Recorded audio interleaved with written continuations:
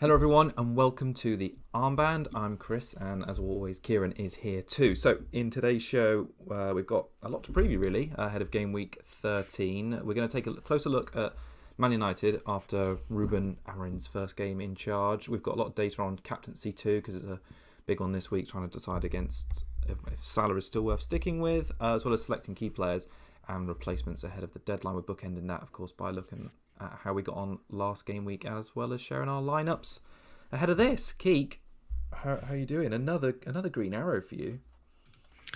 I know it's going all right at the moment, isn't it? Hoping I can continue this week as well. Obviously, I think Haaland versus Salah or whoever else captaincy is going to be very interesting this week. Quite dividing. Yeah, absolutely. No, I think it's quite a good point to have a tough captaincy decision, because I know since I've had Salah in the last few game weeks, it's been quite easy to select him, whereas I think this week's the first week where there is actually like a little bit of a decision to be made, but maybe not. So it should be a good week of tinkering. Right, let's have a look at our points, because you played your wildcard last week. Yeah, I did. I think in the one I showed I had Cunha in there as well beforehand.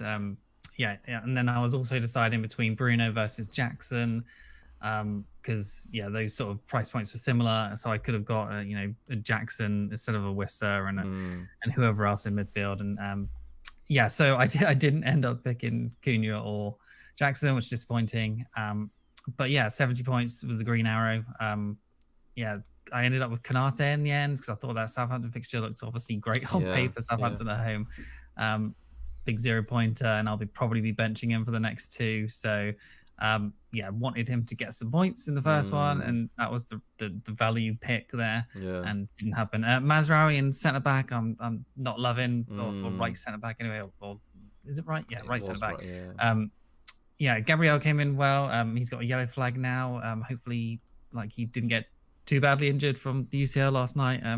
Obviously him scoring from Rice corner is what I want to see in the Premier League, but it didn't happen. Salah captaincy, Saka, nice differential. He's only around 20% EO for me now, so that's fantastic. Palmer, big letdown, but obviously that, I think it was blocked off the line, was it? Or that what happened for Madueke?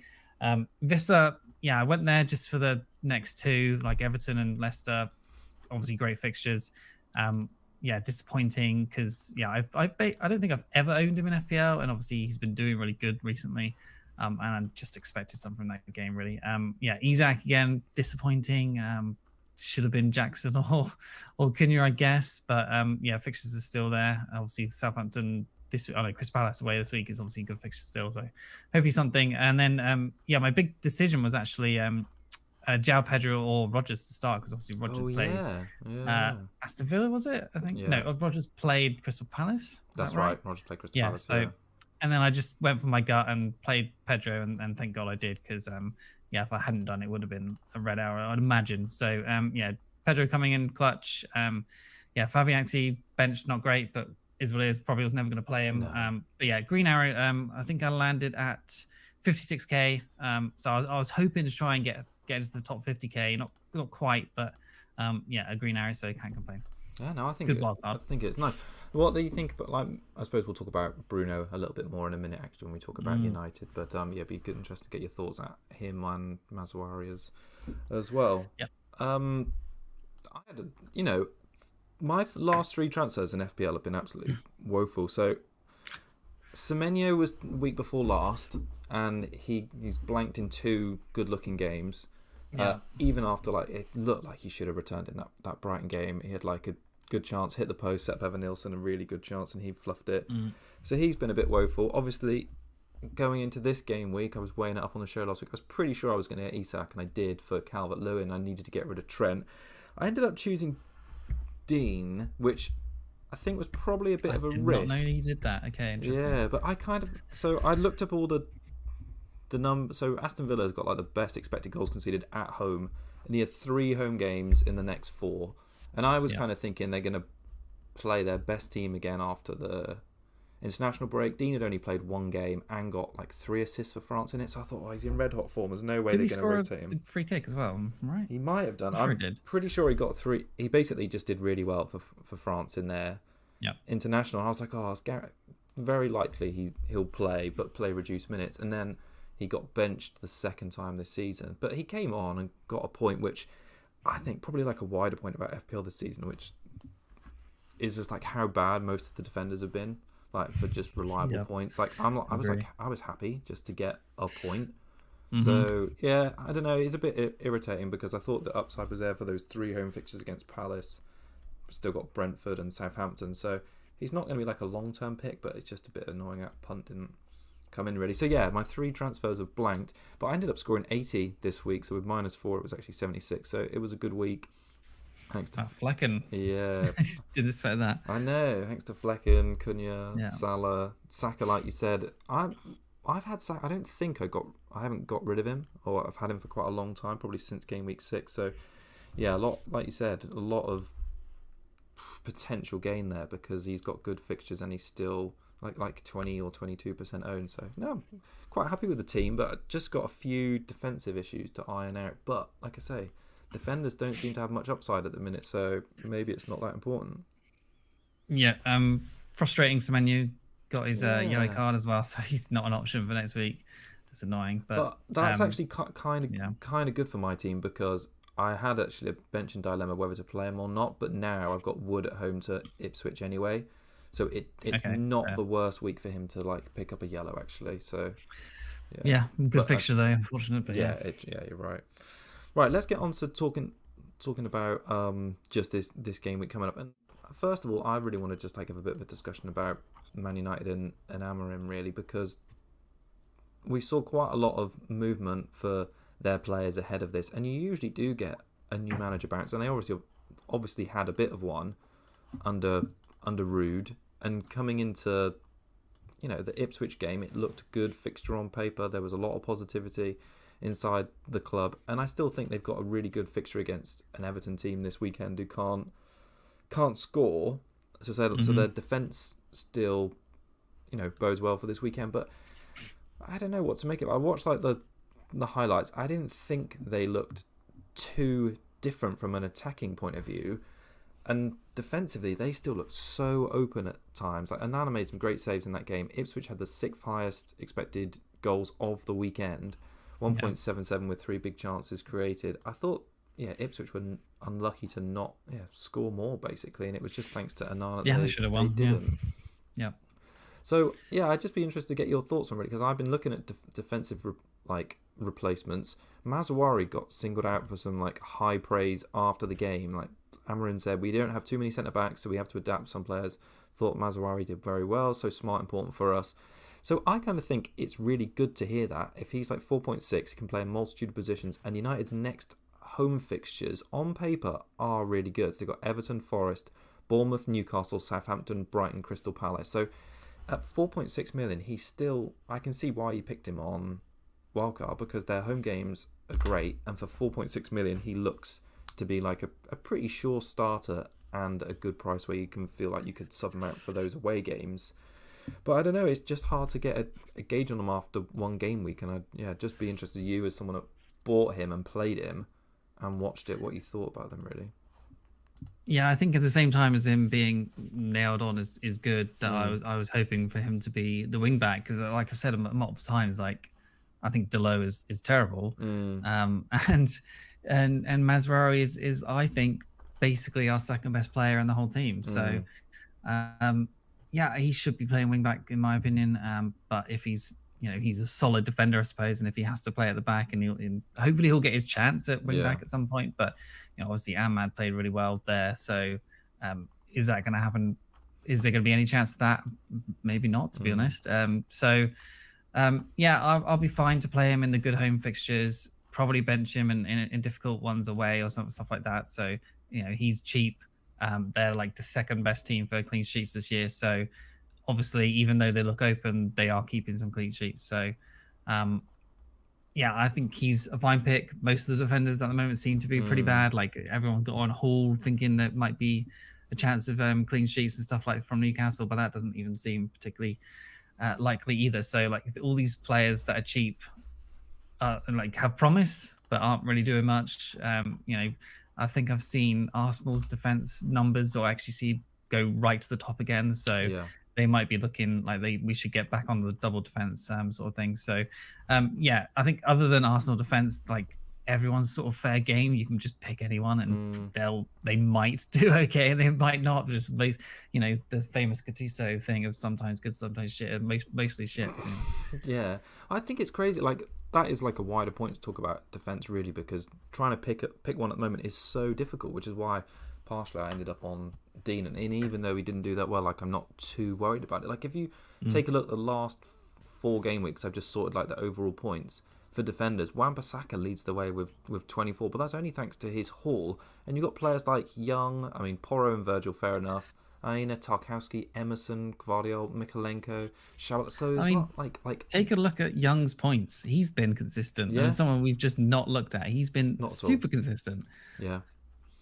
Oh yeah, I think it's hard to predict from a defensive side this year, like who's going to do well. But you're right, yeah. Someone like Young, who's played basically 90 minutes since game week 4. Like I've just got his numbers up on screen now, and performed well from a bonus and clean sheet point of view. But he's not like a sexy pick, is he?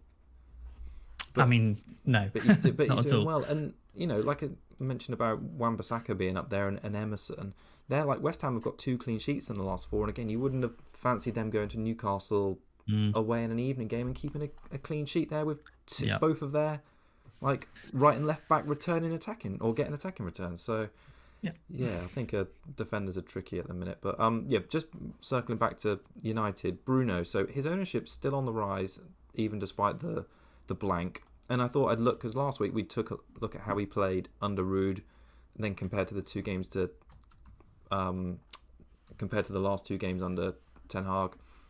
And he was really quiet in the Ipswich game. So he had 0.2 XG, 0.3 expected assists.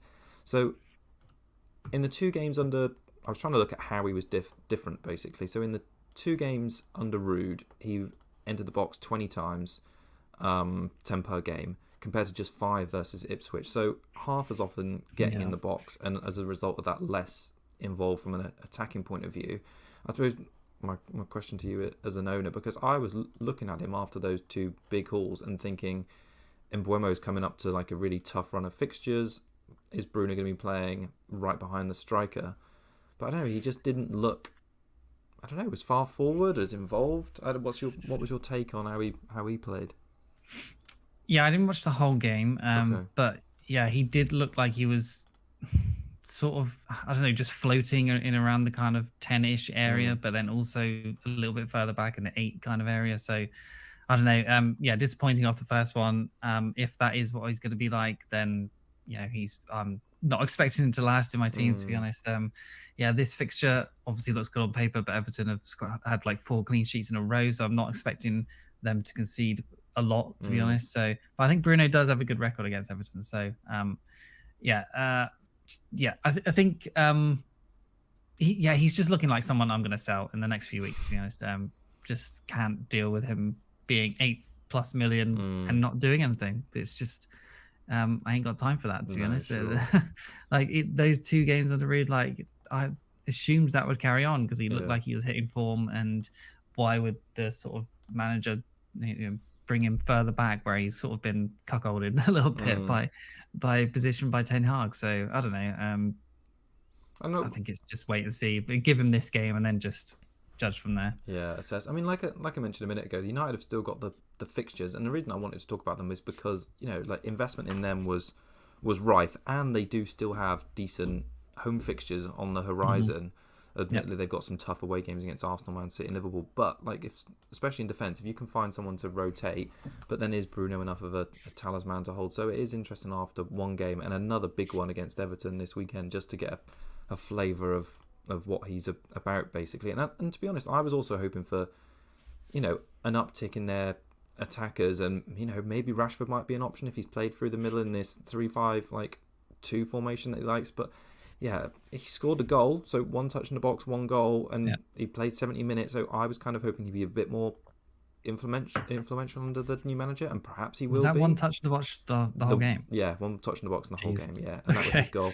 But that's the kind of thing like Chris Wood has been like getting applauded for this season. So I kind of expect him to get something against Everton too, and I think it would be nice if he was an option again. I mean, he is pricey, but he's cheaper than Mbuemo. But yeah, I want to see, or want to be able to see some like potential in that United route with those home games coming up. And yeah, if it's not Bruno, hopefully Rashford's an option if he starts playing through the middle slightly more.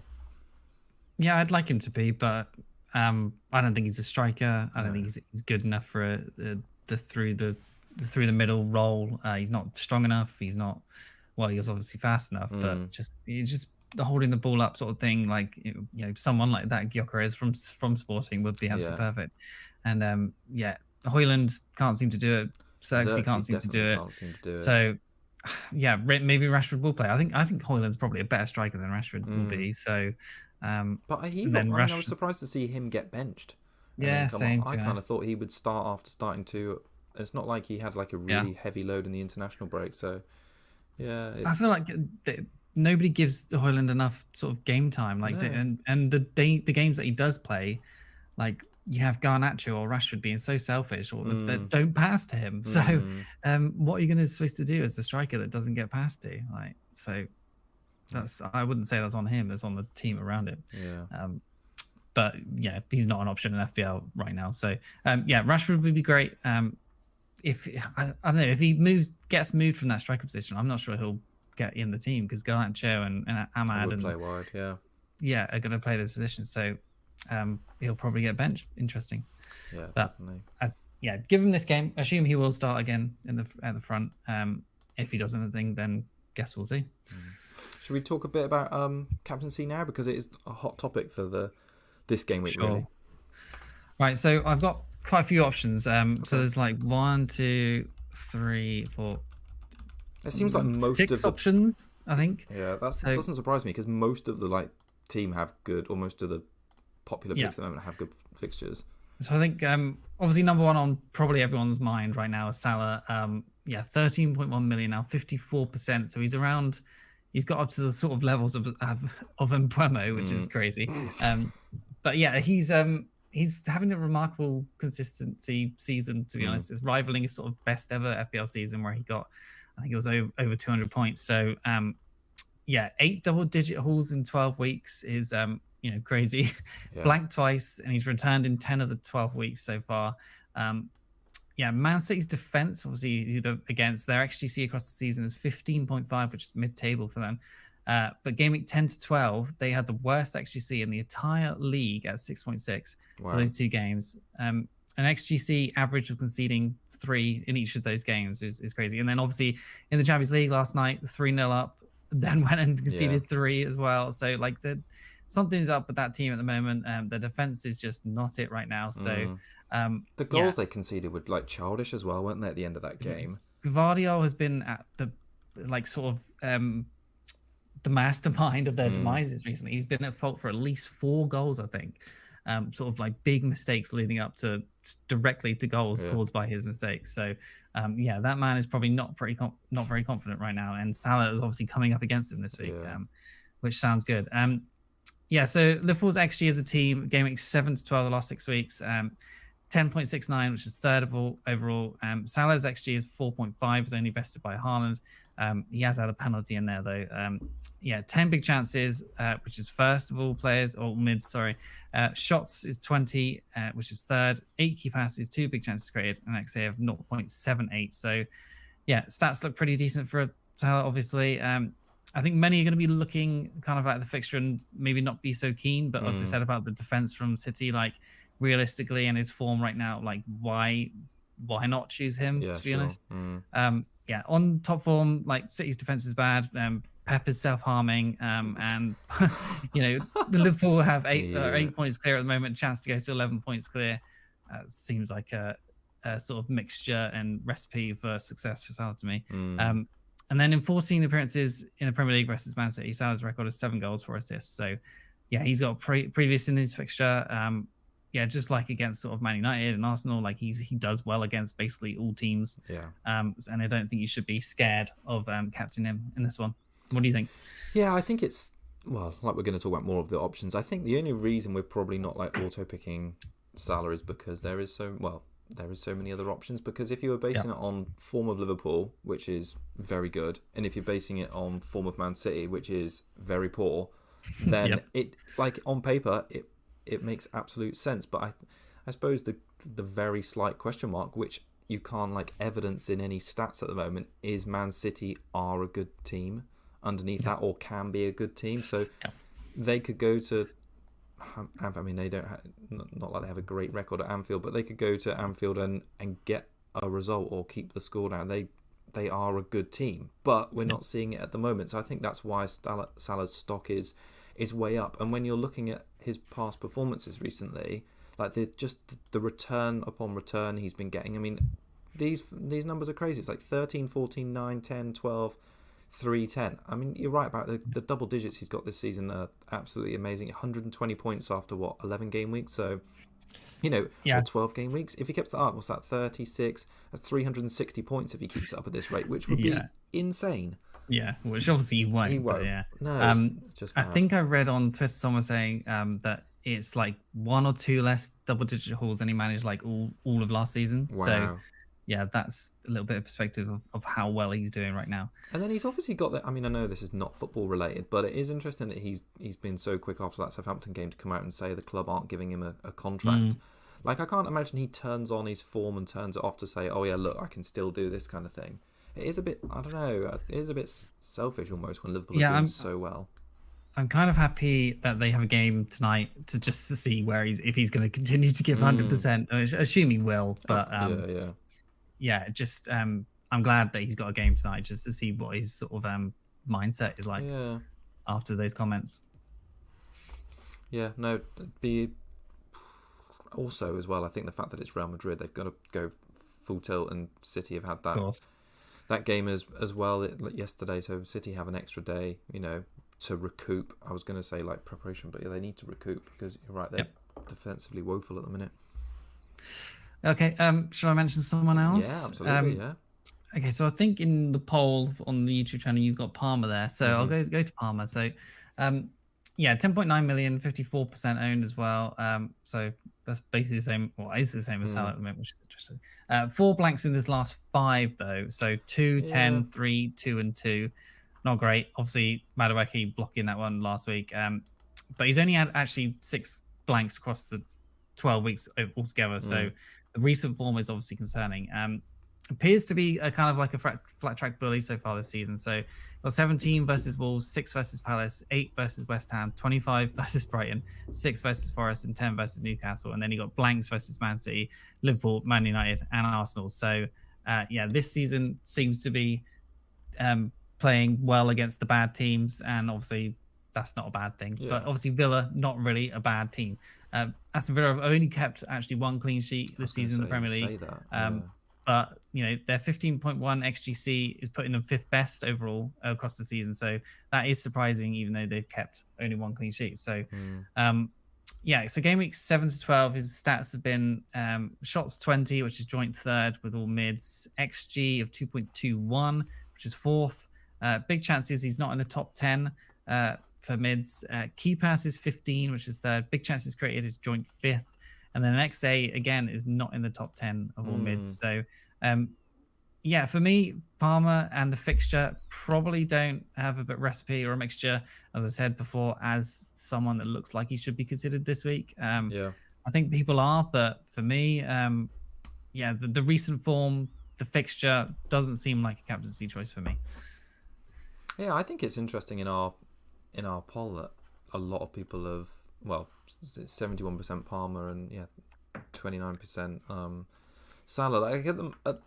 I haven't changed my captaincy yet, and after the game week, I put it on Palmer just because I kind of like the fixture. But I think the longer the week is gone on, I will most likely flip that back to Salah. I kind of agree with you about Palmer's form. Like, I know we were almost like, we'll put off, get him until game week 12, but you would have expected by now to like see some more consistency. I think the fact he's only got 12 returns so far this season, and 8 of them have come in 2 games when he's gone absolutely crazy, is kind of a bit like, because you want more of that he can score against anyone at any time and not have these huge not fluke games, but like mega haul games where you can't Yeah. really like justify it. Does that make sense? Yeah, no, I agree. I think Can you? Is it going to be a mega haul game versus Villa? I don't think so. I don't think Villa have been good recently. No. Away from home, like they conceded 2 away from home against Liverpool. There was a surprise they conceded 2 against Palace, because I kind of thought that looked like a clean sheet without Eze. Yeah. So that was a bit of a what's up with their defence? And then also in that game before that, they kind of fell apart against Spurs and conceded. I think they conceded 4 in that second half, and that was after Champions League. So I kind of think a bit like how people are, or a bit like how there's a reason to discount Salah because of the history of playing Man City. It's almost like there's not big evidence to show it from like an expected goals conceded point of view for Villa, but they've not been that good after Champions League games, and their squad is stretched thin. Mm-hmm. But also on the Palmer front, like you say, his numbers aren't amazing. No. You're sort of backing that they will get good in this game. Yeah, I think QN is saying in the chat like he's good at home, which he has a good record at home. But at the same time, it's just, I think it's a hard one to back against the fixture for me. Just the opponent on paper, just it feels like there's better options than Palmer this week. Personally, there's only eight votes in the poll, but I'm surprised it's that heavily weighted towards to Palmer. Who else do you think is a potential good option this week? Okay. So I'll talk about Saka as well. 10.2 million, 27% owned. He's rivaled the consistency of Salah this season. He's only blanked 3 times, whereas Salah's blanked twice. Obviously, when starting this is. So his numbers have been 12, 6, 6, 7, 4, 16, 9, 2, 2, 13. So good. The difference with Salah is obviously Saka has only got 3 double digits compared to Salah's 8. And obviously, Odegaard seems to be actually, on his numbers, some of his returns have only just been assists. So he's only just getting like a 1 assist, like even though he is returning and not blanking, he's only getting like an assist or something like that.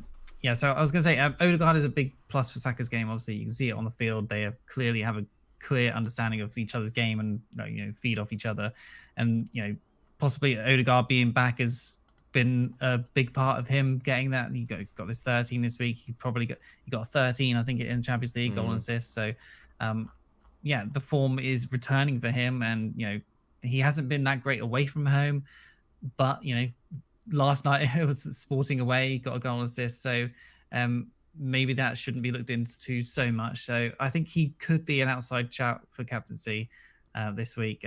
West Ham United have had 2 clean sheets in the last 4, as you said, which is a surprise, but I can't really see one here. I think Arsenal seem to be getting back to a bit of form. The defense seems to be really good right now, so hopefully there's an extra point there for a clean sheet. I could see that happening. I could see like a 2, maybe 3-0 win for Arsenal here, and I wouldn't be surprised if he gets a goal and assist this week either. So his stats are interesting. Game week 7 to 12, again, 19 shots, 1 big chance, which is very low. XG of 1.05, again, low. But 12 key passes, 5 big chances created, and an XA of 1.45. So, the big chances is certainly concerning, but he does sort of create his own chances. 5 big chances created, on the other hand, is obviously really good. Clear he can obviously return from both attacking metrics. West Ham's XGC of 8.9 is mid-table. They're off a big win against with a clean sheet versus Newcastle, so obviously they're going to be confident. But I feel like Arsenal more confident should be anyway of the last few victories. I think Saka could be a vice captain at least. If not, you go for the captain. Yeah, he's a really nice outside shout. I think we've said before, he's perhaps not selfish at home. And if you look at his returns so far this season, all his 3 big double digits have all been at home. So he isn't one for hauling away. I'm just trying to see what his highest return away from home is, and I think it's 7. So he's not, which apart from last night in Champions League. Apart from last night in Champions League, but apart from that. The game at Spurs, you would want to see a few more, at least 1 double digit there to back on. But that said, I think Odegaard back has made a huge difference to balance that team. We talked, I think it was before the Forest game, we were saying just as soon as he comes back, he'll help the defence and attack. And it's no surprise that they looked so tight again against Forest at the weekend, and then, like you said, so fluent in attack to have now scored 8 goals in 2 games against Forest and Sporting.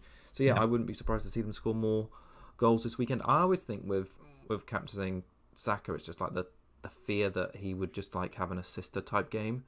Do you know what I mean? And he's not like selfish enough to score. Although I did like the selfish goal he scored against Forest when he basically just dribbled around the box instead of passing it to anyone. That seemed very I don't know, almost Palmer-esque or something. Just just keep going until he gets the shot off.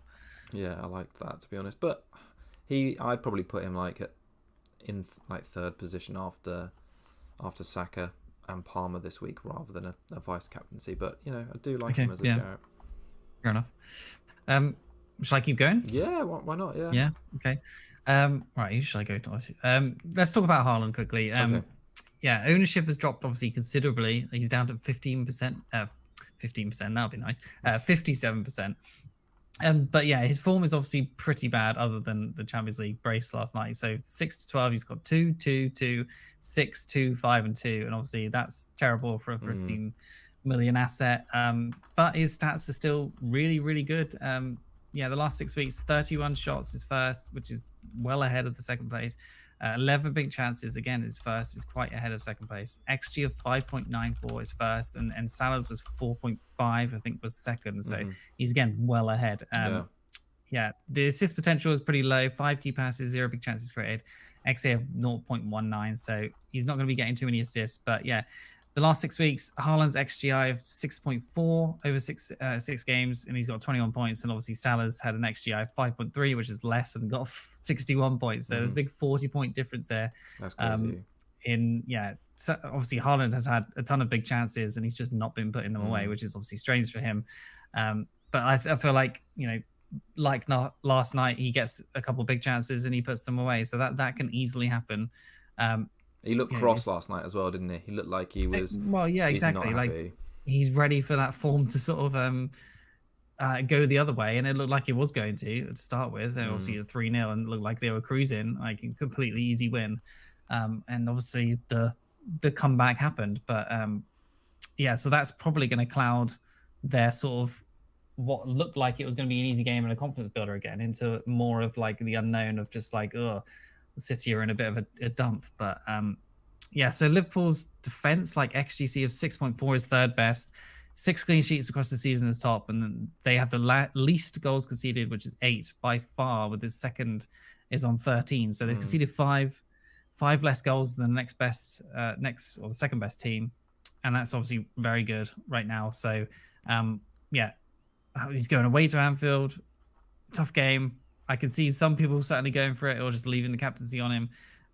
But yeah, I think he's probably going to be around about 4th or 5th choice for this week, I would say. Yeah, definitely. I think this will probably be the first week that, all the engaged managers that have still hang on to Haaland and trying to like back the swing the other way in the last few game weeks. I kind of feel like this is the first game week there will definitely go the other way, and perhaps that's why his ownership's dropping even more. But it's like timely, given that you're right, he looked much sharper last night and took his 2 chances quite well. So I still think that over the course of the season there is going to be a place that we want Haaland back in our team. And like I mentioned last week, that spell over Christmas when there's like 5 or 6 games on the bounce for City, hopefully they will have worked things out in like a month's time. But the quality is still there. Like when you actually look at the forwards bracket, he's only got 2 returns in the last 6 game weeks, and he's still top of the forwards category by 9 points. Yeah. So he has, it was just that amazing sprint out of the block. So at the beginning of the season, with like the first 5 game weeks where he just returned in each and every one of them.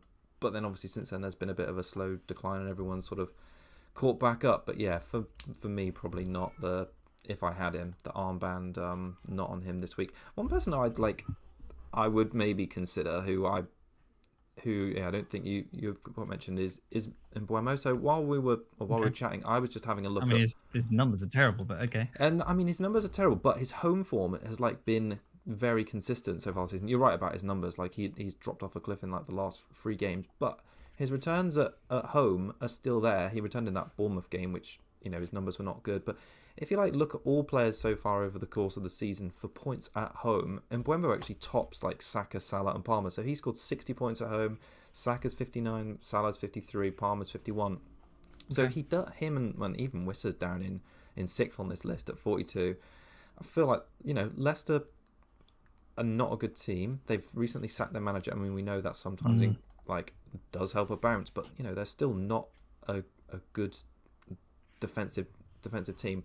And when he's returned consistently at home, so points of 5, 15, 8, 9, 14, 9, there's no blanks in there. Like, we're talking up Palmer as like a good captaincy or vice captaincy shout, where when actually he's had far more blanks. He has blanked, and Mbeumo has just been reliable at home this season. So I think even though he's probably not like the sexy name, I think he's as good a captaincy or vice captaincy shout this week as you can get, really. And I feel like his position has changed though. Like his last 3 games, I think he's had like zero shots on target and stuff like that. 0 big chances, 0 basically 0 XG and stuff like that as well. So if his position has changed, which it seems like it has over the last 3, he's much more wider, almost playing like a wing back.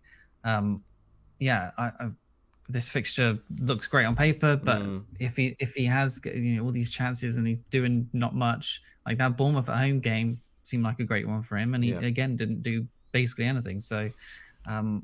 As much as I like it, I think the form of the player is really bad. And I don't know why they would have changed anything, but you're right. No. XG, I mean, there is like a bit of a trend kind of over the course of the season that his XG away from home has been quite low. But the fact that it's been 0.0 in both the away games recently against Everton and Fulham is I agree, is a cause concern. But the Bournemouth game 0.09, I mean, not a whole heap better, but he did return. So anyway, I still probably I look at him and like him still, and maybe that Frank will return to, we need to win this game, or we need to get a result with him. Perhaps they'll flip the formation back. But he's got pedigree at home this season. It's not like a left field pick. I think it could be perfectly fine. I think he's probably just a gut pick if you think that's just his form at home will continue. All right, should we just chat about just defense very quickly before wrapping up with our teams and maybe some other captaincy options? Does that sound like a good idea?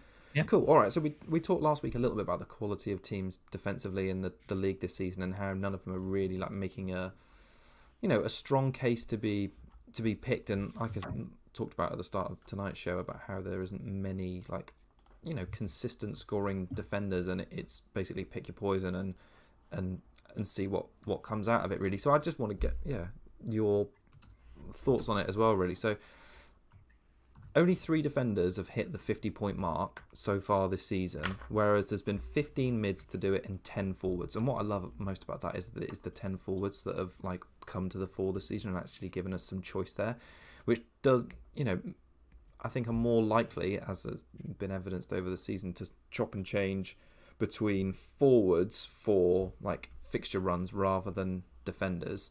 And I just think it's so tricky to recommend defenders at the moment. Like when we're doing our match previews and I'm looking at defenses and even big green blocks of fixtures, I'm thinking there isn't every team it feels like is capable of scoring on their day. So trying to pick a team that's got a good batch of fixtures against a bad team, I think that's really tricky. I think most are scoring 1 to 2 points every week, and perhaps with a good fixture run, Arsenal can flip that. But that clean sheet against Forest was only the 4th for them of the season. So I think it's just tricky at the moment. And Lewis is one of the highest owned defenders at the moment. He's got 2 back-to-back zeros and only 1 return in the last 5 game weeks. And with City's problems going to Liverpool this week, Gvardiol as well, like you mentioned, who is the highest owned defender in the game right now.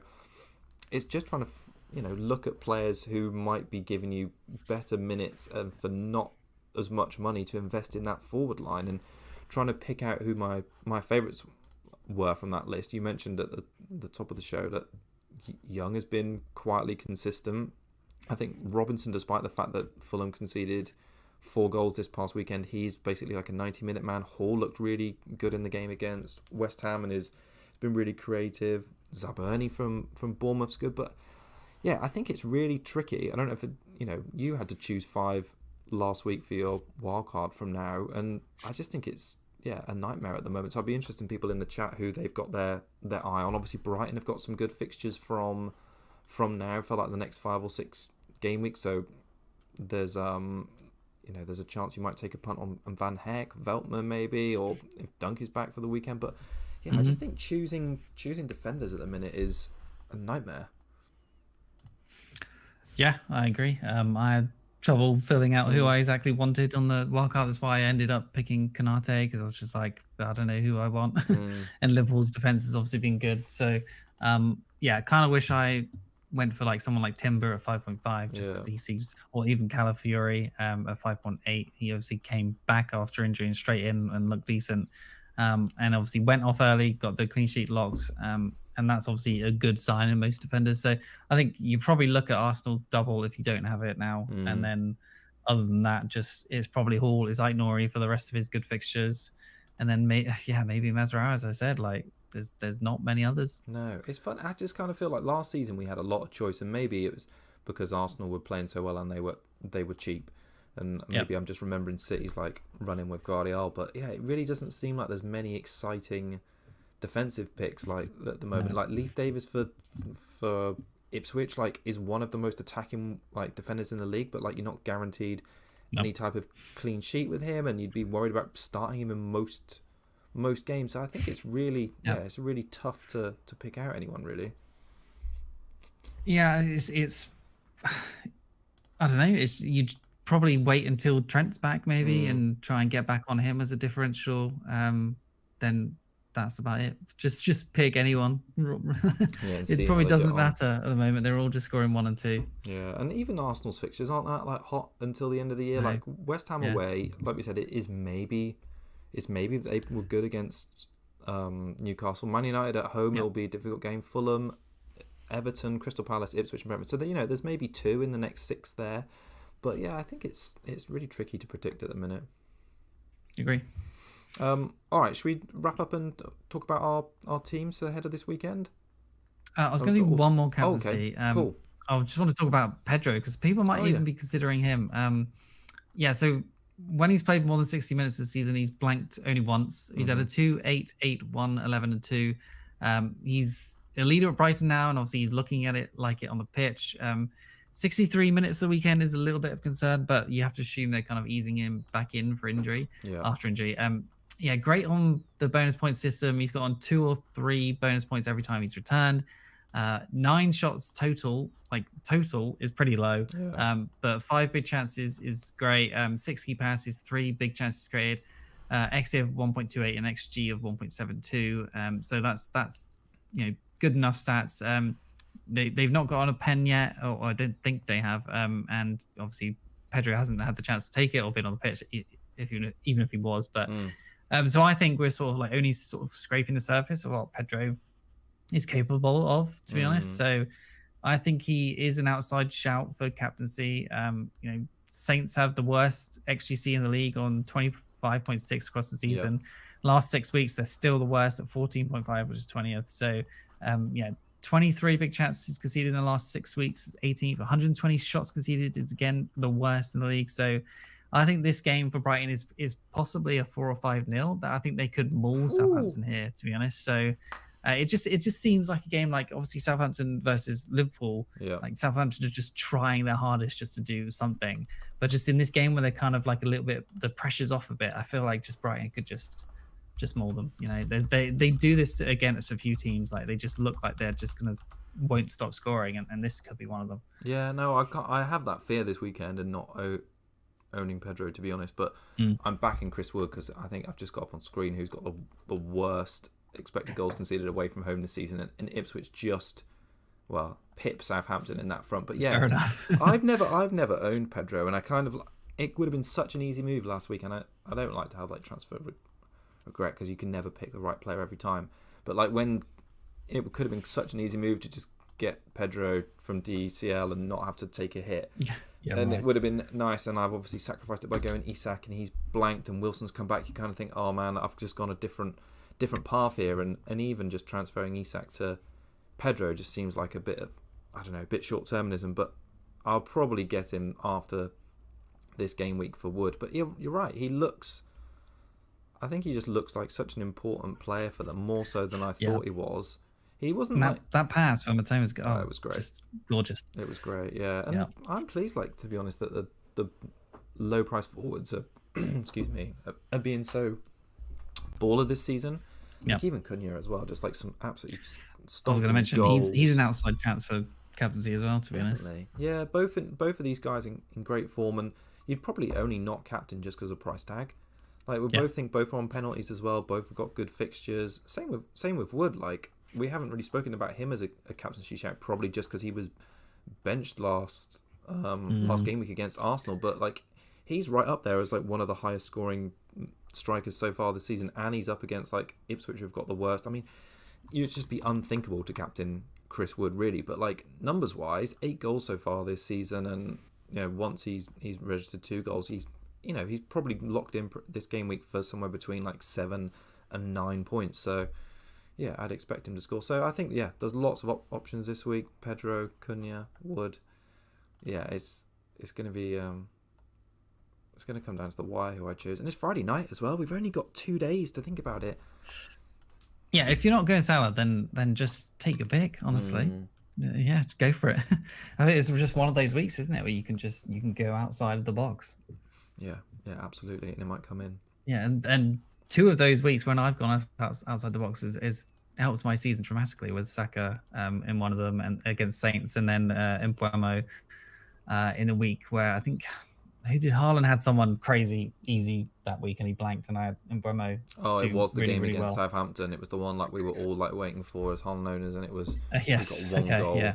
And I think Mbuemo got 2. So yeah, I've had good fortune in outside picks of captaincy this year, and they've helped a lot. So, and like I said, this week is one that you can certainly go for it. Yeah, exciting. Should we talk about our teams, and then, or have we got any more to talk about? Well, yeah, we can do. I was just seeing on the screen that Jackson's even an option. Like, there's so many. Yeah. You don't even have Jackson, but he is a good option. No, I don't. But I'm saying for other people, like. Oh, yeah. I see. Yeah, absolutely. We haven't even talked. We've spoken about all these options, and Spurs have a home game against Fulham, who just conceded 4 goals, and Spurs just scored 4 against City, and we've not even talking about like Brennan, Johnson, Maddison. Yeah. So there's lots of options this week if you're not going Salah.